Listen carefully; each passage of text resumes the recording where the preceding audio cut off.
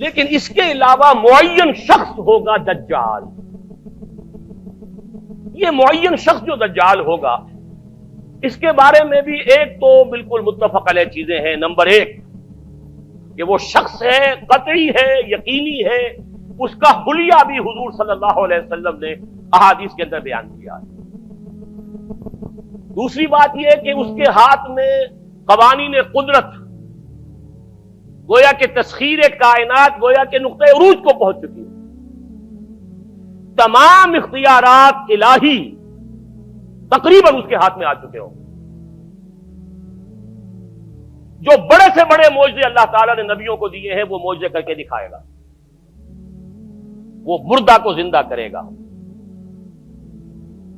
مردہ لوگوں کی افواہوں کو لے کر آئے گا، ان کی روحوں کو، اگرچہ جھوٹی روحیں ہوں گی، وہ شیاطین جن ہوں گے جو ان کا بھیس بدل کر آئیں گے، لیکن یہ کہ وہ لوگوں سے کلام کریں گی. یہ اسپرچولیزم جو اپنی انتہا کو پہنچا ہوا ہے یورپ میں اور مغرب میں، یہ در حقیقت اسی کا ایک مظہر ہے. وہ کھلے بیابان کو کہے گا جہاں بالکل ٹکیل جو ہے وہ صحرا تھا، گل و گلزار کر دے گا جب چاہے گا، جب چاہے گا، جہاں چاہے گا بارش برسائے گا. فاصلہ اس کے لیے بے معنی ہوگا. اس کی سواری وہ ہوگی کہ جس کے دونوں کانوں کے درمیان فاصلہ 80 ہاتھ کا ہوگا. یہ سارے جو آج آپ کی اس ٹیکنالوجی کی جو انتہا جا رہی ہے اور جدھر جا رہی ہے، اس کو اچھی طرح سمجھ لیجیے. آج سے 100 سال پہلے شاید انسان ان چیزوں کا تصور نہ کر سکتا. وہ کوئی سواری ایسی بھی ہو سکتی ہے جس کے دو کانوں کے درمیان کا فاصلہ جو ہے وہ 80 ہاتھ کا ہو. آپ کے یہ سارے جیٹس جو ہیں وہ کیا ہیں؟ ان کے رڈارز جو لگے ہوئے ہیں، دونوں کان ہیں ان کے. اس کا ایک قدم اگر مدینے میں ہوگا تو دوسرا بیت المقدس میں ہوگا. اس کی آواز پوری دنیا میں سنی جائے گی. سنی جا رہی ہے کہ نہیں؟ یہ ساری قدرت، ساری قوتیں، تسخیر کائنات کلیتاً ایک آدمی کو چیر کر دو ٹکڑے کرے گا، دونوں ٹکڑوں کو علیحدہ کرے گا، ان کے درمیان چلے گا اور پھر ان دونوں کو جوڑے گا اور کھڑا کر دے گا. احادیث میں ساری موجود ہے. سرجری جدھر جا رہی ہے کوئی عجب نہیں کہ وہاں تک آدمی پہنچ جائے. فریز کر کے تو یہ معاملہ اب ہو ہی سکتا ہے، لیکن یہ کہ ابھی اگلا اور قدم کیا ہوگا کچھ نہیں کہہ سکتے. یہ چیزیں تو ہیں متفق علیہ. البتہ کچھ معاملات کے اندر احادیث میں کچھ اختلاف پایا جاتا ہے اور یہ مشکلات الحدیث میں سے.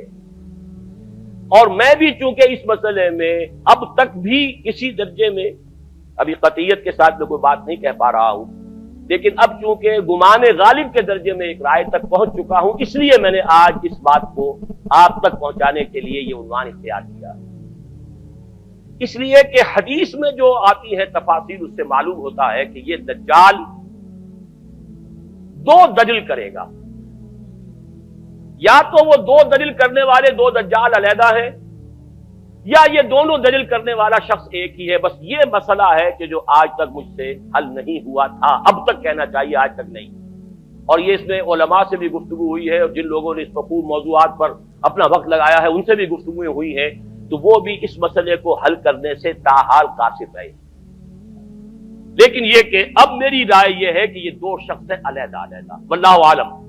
لیکن ایک رائے تک میں پہنچ چکا ہوں، اس لیے وہ رائے آپ کے سامنے رکھ رہا ہوں، اور آپ کے ذریعے سے وہ آگے بھی پھیلے گی تو اہل علم کے ساتھ جو ہے اس معاملے کے اندر تبادلہ خیالات کی بھی نوبت آئے گی انشاءاللہ.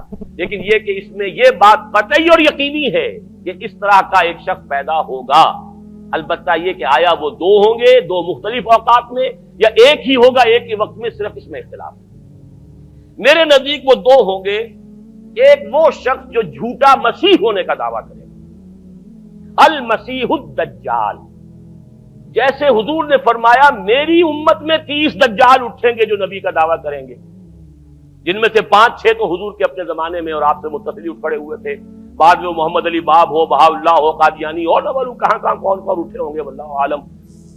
اسی طریقے سے ایک شخص مسیح ہونے کا دعویٰ کر کے کھڑا ہوگا، یہودی ہوگا. یہ ہے اصل میں وہ شے. اور اس میں جو ان دونوں شخصیتوں کے مابین اگر کوئی ذرا سا اگر ابہام رہا ہے تو میں ایک حدیث بھی نوٹ کر کے لایا تھا، حضرت عبادہ ابن صامت رضی اللہ تعالی عنہ سے ہے، عن رسول اللہ ہے، انی حدثتکم عن الدجال حتی خشیت اللہ تعقلوا.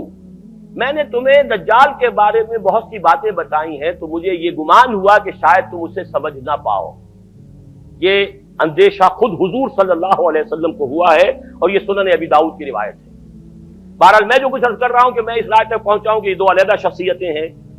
ایک تو یہ ہے کہ ایک مسیح الدجال کھڑا ہوگا یہ ایک دعویٰ کر کے کہ میں مسیح ہوں، چونکہ اس کا زمانہ بالکل قریب آ چکا، اس لیے میں آپ کو اس کے بارے میں خبردار کر رہا ہوں۔ دوسرا جو مسیح جس کی شخصیت مسیح دجال کی آتی ہے، دجال اکبر، میں صرف اشارہ کروں گا، پھر کبھی انشاءاللہ اس موضوع پر تفصیل سے گفتگو ہوگی، وہ میرے نزدیک بالکل قریب قیامت کی ایک علامت ہے۔ جو خدائی کا دعویٰ کرے وہ جھوٹا خدا ہوگا، یہ جھوٹا مسیح ہوگا، المسیح الدجال۔ الدجال الاکبر وہ ہوگا کہ جو قیامت کے بالکل قریب کی تین نشانیاں ہیں، جبکہ وہ آ جائیں گی تو حدیث میں آتا ہے کہ اس کے بعد کسی شخص کے ایمان لانے کا، توبہ کرنے کا فائدہ نہیں ہوگا۔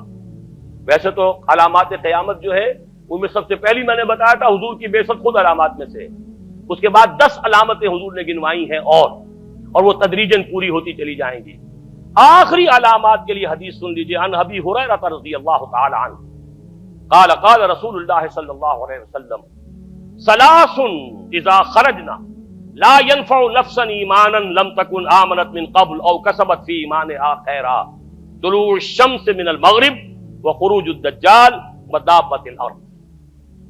تین نشانیاں وہ ہیں کہ جب وہ ظاہر ہو جائیں گی تو پھر کسی کا ایمان لانا مفید نہیں ہوگا جو پہلے ایمان نہیں لایا تھا، یا جس نے اس سے قبل اپنے ایمان میں کچھ اعمال صالحہ کی کمائی نہیں کی تھی۔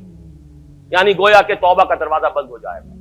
جیسے جب موت کے آثار شروع ہو جاتے ہیں تو توبہ کا دروازہ انسان کے لیے بند، اب جب موت کے آثار شروع ہو گئے اب توبہ کرنا فائدہ نہیں، اس سے پہلے توبہ کا دروازہ کھلا ہوا، معلوم یغرغر، جبکہ وہ موت کے آثار شروع ہو جاتے ہیں، گھنگرو بولنا شروع ہو جاتا ہے، معلوم ہوتا ہے کہ اب جا رہا ہے، اب توبہ بیکار۔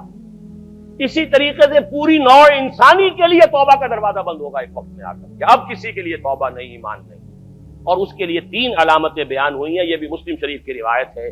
آپ نے فرمایا 3 چیزیں وہ ہیں کہ جب وہ ظاہر ہو گئیں تو پھر کسی کا ایمان لانا جو اس سے پہلے ایمان نہیں لایا تھا، اور اپنے ایمان میں اس نے کچھ اعمال صالحہ کی کمائی نہیں کی تھی، اب قتل مفید نہیں ہوگا اس کے لیے ایمان لانا۔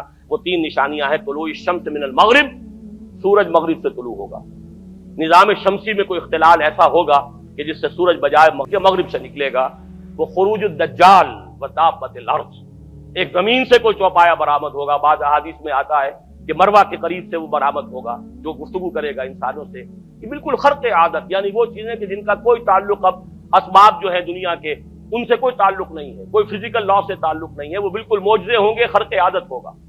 اور خروج دجال، وہ دجال جو خدائی کا دعویٰ کرے گا، اور حدیث میں آتا ہے کہ بہت کم لوگ ہوں گے کہ جو اس کے سامنے رک سکیں گے، اکثر و بیشتر جو کمزور ایمان والے لوگ ہوں گے وہ اسے خدا تسلیم کر کے اس کی پرستش شروع کر دیں۔